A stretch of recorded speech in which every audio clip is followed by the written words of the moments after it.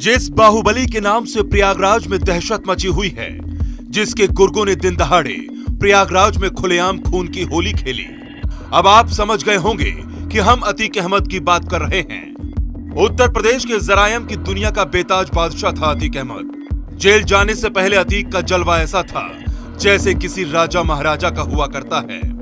अतीक को राजा महाराजा वाली ठाठ विरासत में नहीं मिली थी। एक समय ऐसा था कि अतीक के पिता तब के इलाहाबाद और अब के प्रयागराज में तांगा चलाते थे।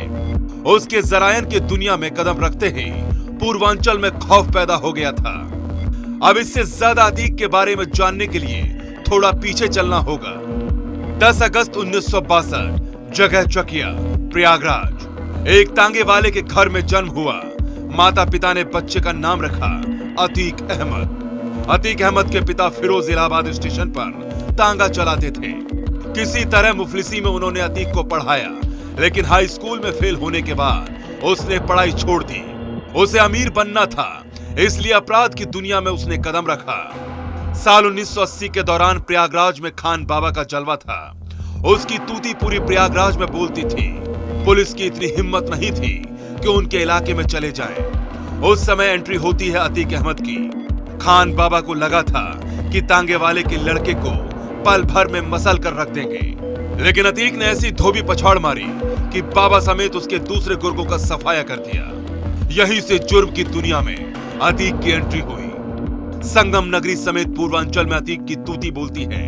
क्या पुलिस, क्या प्रशासन, सभी इसके सामने नतमस्तक रहते थे। अतीक के गुंडा बनने की कहानी शुरू होती है साल 1989 से। अतीक अहमद पर पहली बार हत्या का आरोप लगा और यहां से अतीक के खौफ, दबंगई और राजनीतिक हनक का वो सिलसिला शुरू हुआ जिसके किस्से पूरे सूबे में फैले। अतीक ने पैसे और ताकत की हनक की चाह में उनसे सारे गैर कानूनी काम कराए। अगले 3 दशक तक उसने प्रयागराज, फूलपुर और चित्रकूट में बड़ा गिरोह चलाया। अब साल आता है 1989। 1989 में अतीक ने पहली बार राजनीति में अपना कदम रखा। इलाहाबाद पश्चिमी सीट से उसने चुनाव लड़ा और निर्दलीय चुनाव जीतकर वो उत्तर प्रदेश विधानसभा पहुंचा। अतीक लगातार 3 बार निर्दलीय चुनाव जीता। इतना खौफ था कि कोई उसके खिलाफ खड़ा नहीं होता था। अतीक को 1996 में सपा ने टिकट दिया और जीत दर्ज की। फिर साल 2002 में उसने अपना दल से चुनाव जीता। साल 2004 में अतीक अहमद सपा के टिकट से सांसद का चुनाव लड़ा। फूलपुर से अतीक अहमद सांसद बन गया। सांसद बनने के बाद अतीक ने प्रयागराज के पश्चिमी विधानसभा सीट छोड़ दी। साल 2004 में इस सीट पर उपचुनाव हुआ।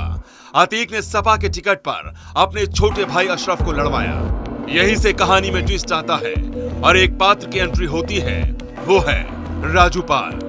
राजूपाल अतीक अहमद के भाई को टक्कर देने के लिए बसपा से चुनाव लड़ता है। अतीक की गैंग ने कभी राजूपाल को गंभीरता से नहीं लिया। चुनावी नतीजा आते ही अतीक के पैरों तले जमीन खिसक गई। राजूपाल की 5000 से ज्यादा वोटों से जीत हुई। फिर आया दिन 25 जनवरी 2005 का। स्वतंत्रता दिवस से एक दिन पहले राजूपाल कहीं जा रहा था, तभी उसके गाड़ी पर ताबड़तोड़ फायरिंग शुरू होती है। कोई कुछ समझ पाता उससे पहले राजू के शरीर में 19 गोलियां दाग दी जाती हैं। अस्पताल पहुंचते ही उसकी मौत हो जाती है। आरोप लगता है अतीक अहमद और उनके भाई पर। अतीक अहमद का राजू मर्डर के बाद पतन शुरू हो गया। साल 2012 में अपना दल से चुनाव लड़ा, लेकिन वो हार गया। राजूपाल की पत्नी पूजा पाल ने भारी मतों से अतीक को हरा दिया। साल 2014 में भी वो चुनाव हार गया। साल 2018 में उपचुनाव लड़ा, लेकिन फिर भी हार हाथ लगी। इधर अतीक पर कानूनी शिकंजा कस रहा था। मौजूदा वक्त में वो गुजरात की साबरमती जेल में बंद है। अतीक के 2 बेटे पुलिस रिमांड पर हैं और 2 बेटे जेल में बंद हैं। अतीक अहमद का नाम एक बार फिर से हत्या के मामले में जुड़ा है और अब उसका नाम उमेश पाल की हत्या में सामने आया है। उमेश पाल 19 साल पहले हुए राजूपाल हत्याकांड का मुख्य गवाह था।